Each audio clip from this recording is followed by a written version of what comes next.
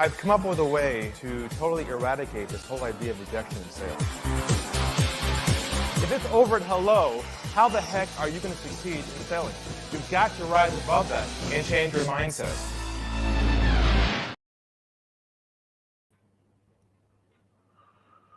Hello, everybody. Welcome to Stump the Guru Show. It's Ari Galper here, specializing in trust-based selling with trust, however you want to call it. Been in this for a long time, 23 years now, almost 25 years. And today, if you're new to the show, welcome. On this show, we operate without a net. We do inbound live questions, folks trying to challenge me for fun or ask me their toughest questions they have.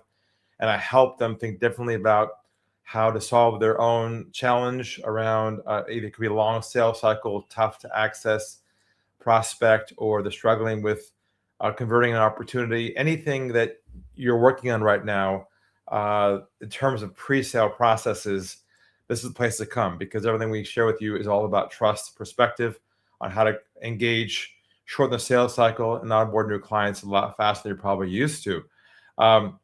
Just a few announcements. If you don't have my latest book, Trust in a Split Second, please grab a copy. It's free at thetrustbook.com.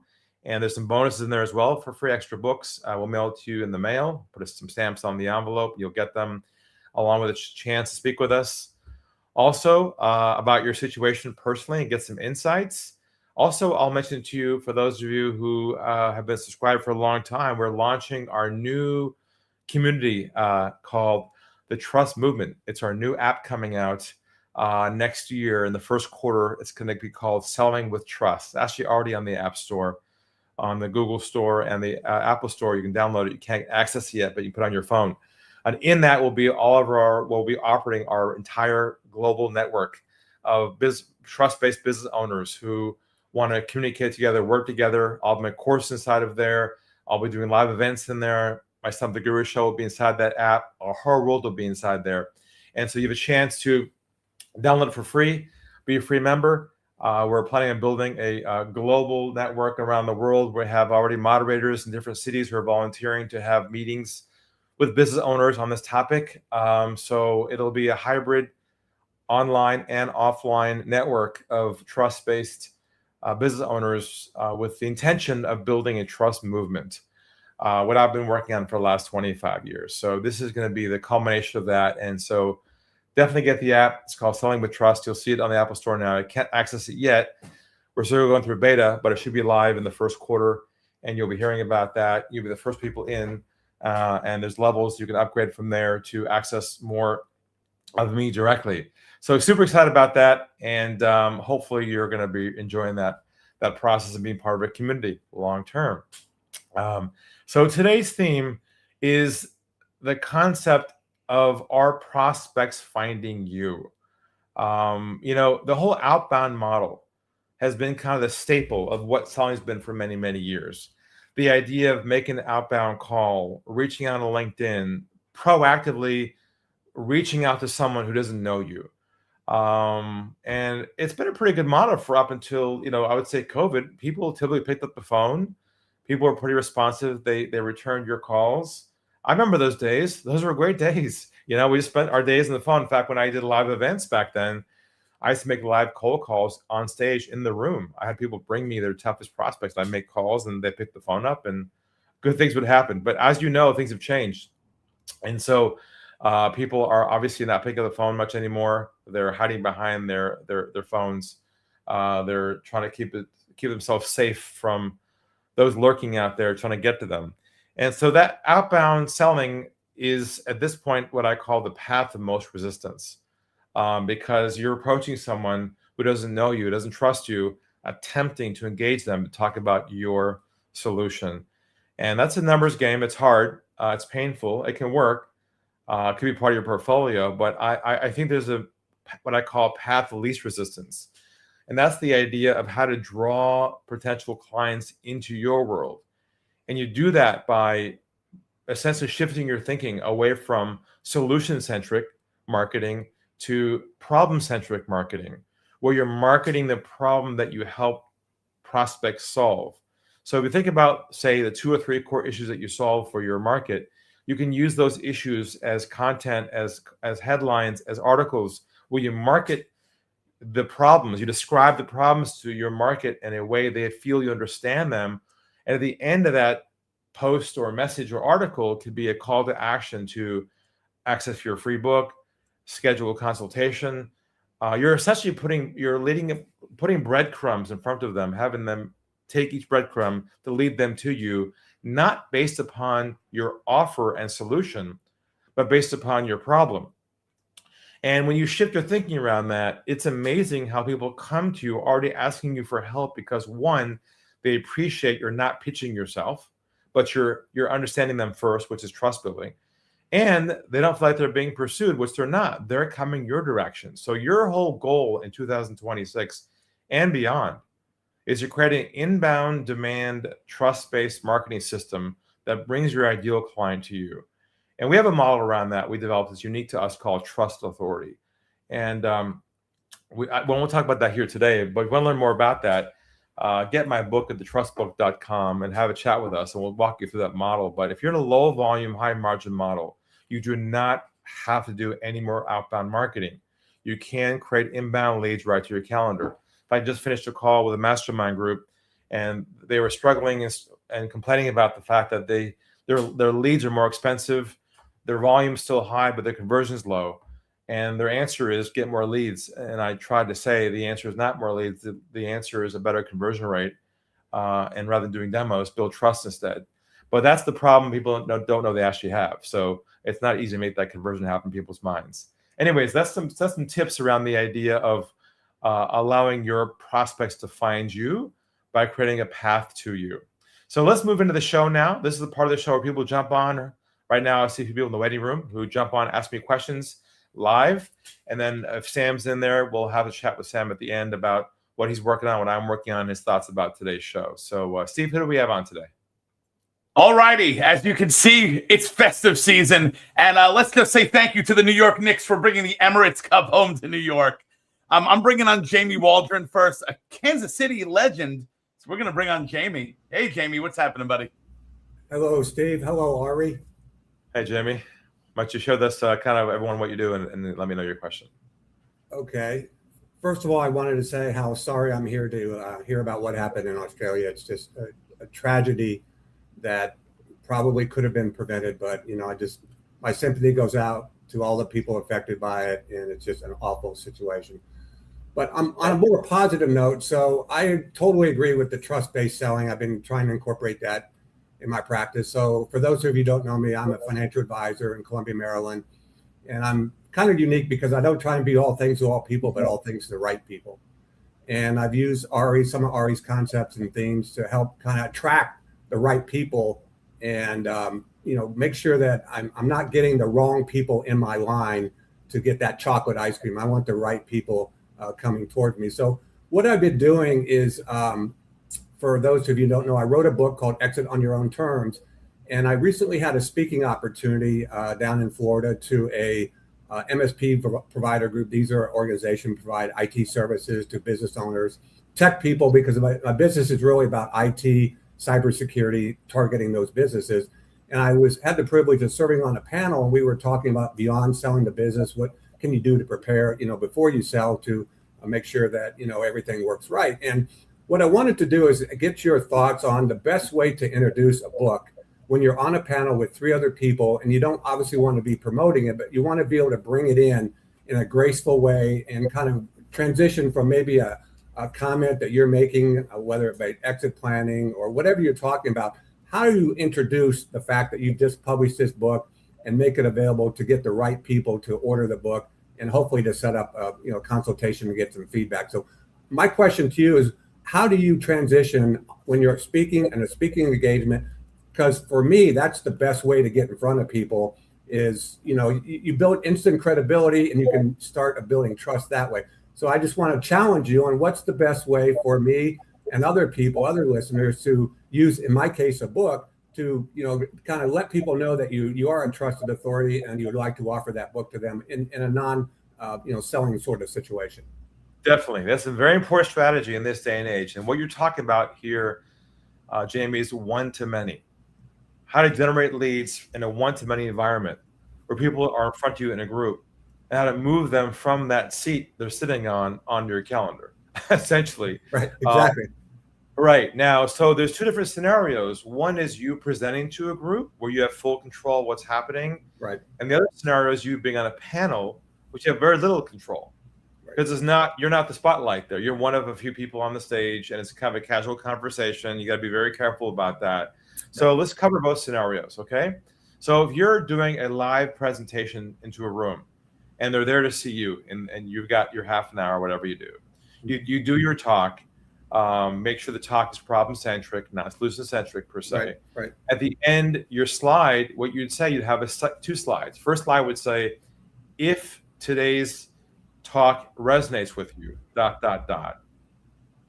Then their brain goes, well, yeah, it does. Then the next slide comes up, and you show a picture of your book, and there's a QR code. And you say, well, if it does resonate with you, I'm happy to send those folks who'd like to learn more about this a free copy of my book in the mail. I will pay for the postage myself. Just scan the QR code to get that. It'll give you much more insights than I gave you today. We didn't have enough time to give you everything I could. And on the way out, when you order the book, there's an opportunity for you as well to select a time on my calendar for us to have a one-on-one conversation privately about your unique situation. Because I'm sure a lot of you have questions about what you learned today and how it applies to you. So feel free to scan the code. I'll ship you the book, schedule a time, and we'll have a chat then. It's on the recording. What I just said to you is exactly the languaging to use that I use every day to onboard clients from a room on the calendars of my coaches. Mm-hmm. Okay? Yep. So that's an environment where you have control. Now, when you're in a panel, you have less control. A little more challenging. Yeah, there's no slides. It's more random. So in that case, what I would do, when next time you have a panel like that, take a copy of your book with you, physically. Mm-hmm. Have it sit at the table there. And when the moment is right, probably towards the end of the panel discussion, and you're maybe the last one a speaker, towards the end of it, and you make your comment and you say, oh, by the way, it's always got to be an afterthought. Oh, by the way, I just written a new book called da-da-da, and if you'd like to get a copy of that, reach out to me afterwards, and I'll send you a copy for free. Okay. That's pretty much what I did. I had a copy of the book there, and I had some writing on it. And one guy says, well, can I have that copy? And I said, no, but you can order a copy of it, and that sort of thing. But that's kind of what I did. And I was just wondering, if there's any better way that I could do that. But when you're on a panel, it's really limited what you can do. It's very limited. You have to participate, and it's a democracy. Right. You don't have control. But I would have a physical sheet of paper with you when they approach you afterwards. Right. Say, just scan this code and just order it right now while we're here, and schedule on my. So you gotta take the action when they're there in the room, right? Not when they leave afterwards. No, it's got to be at that moment, right? Yeah. Yes. Did you have a handout ready at that time for them to see? Yeah. Okay. Great. All right. Sounds like you did the right thing. I got one lead out of it, but you never know. Look, the panels. People always say to me, Ari, would you like to be part of a panel? And I say no. I don't want to be part of a panel. But I will be the speaker, the main speaker. I will speak to your group, yes. And I pay myself for the speaking slot all the time. I've got 15 already scheduled for next year. A lot of them I paid for. A lot of them ask me to speak. But I will not do a panel, because what happens is you have other experts next to you saying the opposite thing I'm saying. Right. And I can't make a case for what I'm trying to say. So no. I will never do a panel unless it's like part of another process or something like that. Yeah, I'm trying to make my way into this group, so I kind of took what they gave me, and I'm going to look into it next year to be more of a one-on-one. I asked them if they have any paid speaking slots available in the new year at their conferences. Mm-hmm. I promise you, most of them will be happy to take your money for a slot. So buy yourself a speaking slot. And use that opportunity to fill your calendar up for enough work for the entire year in one event. Right.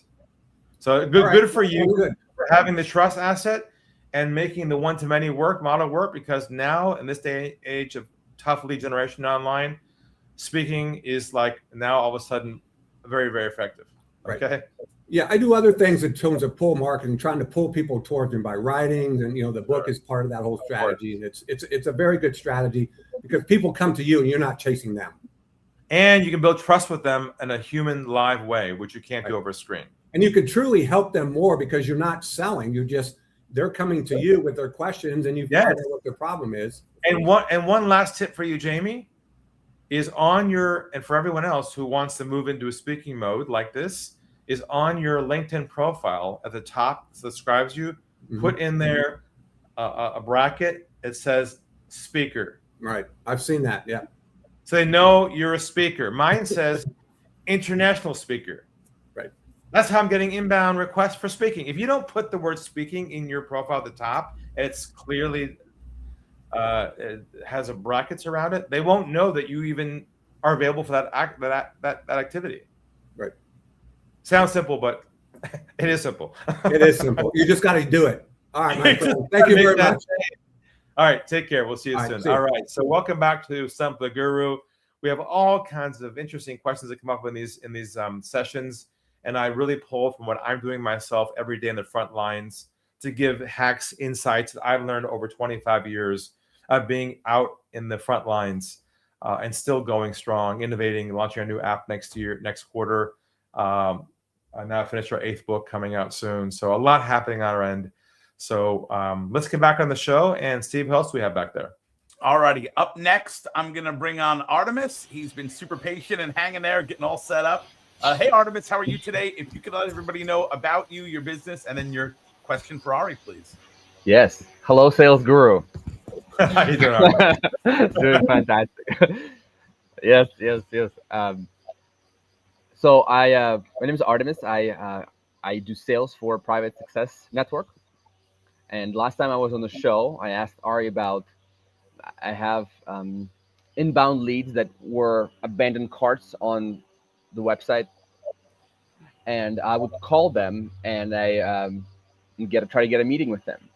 And I happen to report, Ari, that I have completely eliminated the cold calling 100%. And I have a success story to tell you how it happened. So last time I told you that I would send them an SMS message, and then 40% of people would book a meeting with me. Well, that was a lie, which I found out. 40% of people would say yes to me, but only 5% would actually book. Oh, I see. And then I had 1,200 leads in my close.com account, which I eliminated. I only left with 20 leads, and I actually had time to look what I'm doing. And I implemented this one thing. When I send them a message, say, would you like to book a call? And then when they say yes, instead of me sending them a calendar link immediately, I just asked, may I send you the calendar link so you can find the time? I mean, my conversions went 6 times from them saying yes to actually booking. And I don't have time to make cold calls anymore because my calendar is so full that I just have to take calls now. So thank you, Sales Guru. Wow. Let's just freeze here for a second. I hope you're all hearing this. What he was doing before, I remember our last session that you worked for a business club of some sort. You have leads coming in. You came last time saying you've been chasing these leads to get them to schedule with you, and you've been texting them, but no luck. They go cold on you. But instead, I think I told you simply to ask them permission if it's okay for you to send them the calendar. Something as simple as that. And now you're so busy on your calendar, you don't have time for more, which is such a beautiful story. Nobody, if they weren't here right now, would believe your story as possible. Nobody would believe that because people imagine that it's always going to be a fight. It's always going to be hard. It's always going to be difficult because they're used to that because they're thinking they're in sales mode. But when you're Artemis changing the trust mode and you're thinking to yourself, okay, my job now is to build trust with them in this process before they get to me. Then people sense the signal that you're okay, you're safe. You are safe to talk to. You're not going to treat them like a transaction. And thank you for making that change because that makes a difference in the world, you know? Wow, it is true. Uh, and I guess my biggest advice for anybody who's listening who's new to this is, I guess Arya's first advice was to shut up. When you do that, when you actually do that, and you get to hear another person, it's a beautiful thing. You really change to having a conversation with a human, and that, I mean, I feel amazing about what I do now every day. You know what I mean? So, You thank know, you. we aren't used to actually, if you're in a selling mode, the idea of listening isn't really taken seriously, because really what we're doing is we're listening to decide when to move them forward. We're not listening to absorb what they're saying. We're pretending to listen. Listen means when you're 100% present and you're not thinking about a next step. This is the hardest thing for sales teams to deal with, because they're so wired and brainwashed and conditioned to move somebody down a path as fast as possible. They don't even know how to stay present and how to listen. Hence, their conversion rates are so low right now all over the world, and people are thinking they need more leads to fix their problem. In your case right now, you don't need more leads because your conversion rate is so high that you figured out how to craft the code. And this right now is the billion dollar problem that most companies have, is they're trying to figure out how to lower their cost of acquisition. And they think it has to do with the lead side, but it's not the answer. The truth is it's the conversion side. I just had a call with another company that was doing a lot of live demos on their first meeting, and they weren't converting. I said, stop doing demos. They go, what do you mean? We're a software company. We've got to show them our tool. They said the problem with that is you're showing them the solution first before doing a deep dive inside their world to address whether they should even look at it or not. That requires being the doctor. So that's the mission we're on. And I think you'd be great to be one of our moderators, and hopefully you'll get our app soon and become part of our community, because that's a great story. Thank you. And if I may add, so obviously, I'm in transition, working on it every day, uh, building trust versus selling, because sales is the problem. So, and when people, there's a large authority building component, a 15-hour program people listen to. So naturally, the tendency is they ask me questions about it, and then kind of dive in deeper in the model. But as soon as I attempt to say anything or teach them extra, I feel the resistance immediately, and I stop. And I just stop and I say, I will send you like this video maybe if you want to learn more. And I focus on them, and then it goes back to trust, and it's just amazing release. And it's just, you know, I'm hearing this magic words now, Ari. Let's do it. And it's the most beautiful sound in the world. Wow, you are just like, man, I'm getting these chills right now, because what you just said is you're learning to stop feeling an obligation that you have to provide them with new information, because you up until now felt like that was your job. Your job was to deliver value. Your job is not to deliver value. Your job is to provide them clarity on their own problem. That does not require you to show them new information. That's a big shift.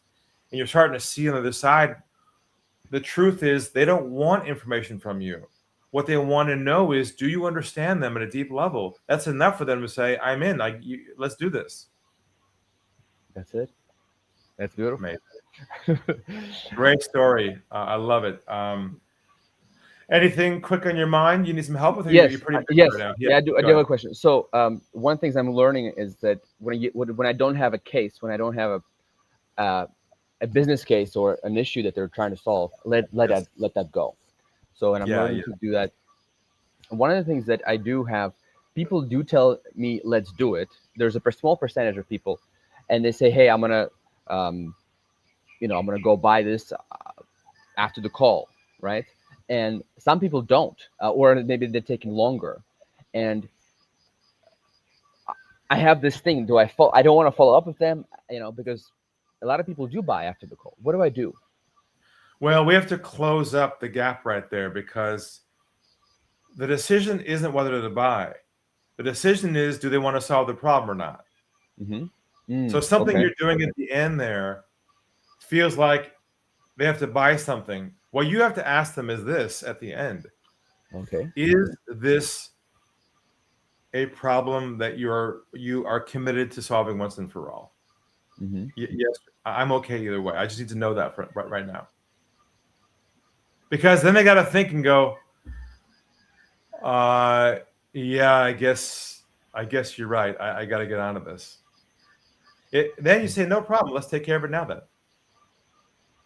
Now, if they say to you, well, I'm not sure if it's serious enough or it's a real problem, it's a priority, then you know that either you've not done a good enough job to unpack the problem enough to see the urgency of it, or the truth is the problem itself is not worth solving.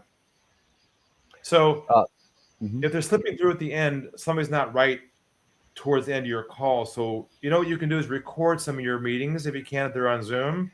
Okay. Catch up with me somewhere and let's look at those recordings together. We'll find where the hole is there. Okay. Thank you. It should be deciding on the spot with you, not afterwards. Once people leave that call, the moment of time is closed and they're somewhere else in their head. Yeah, they lose that. Okay. They're gone. Okay. Okay. We'll do All right. that Great then. to see you again, and we'll see you again soon. Thank you so much. Sorry. Thank you. Wow, what a great story, and what a great way to end the year on the Stump the Guru show, to hear the culmination of one person's journey who is struggling to get a high conversion rate, struggling to get leads on his calendar, struggling to follow up in a multi-step process, now getting yeses on a first meeting with no pressure, and learning himself how to stop the act of selling in itself. When you're selling, you're breaking trust.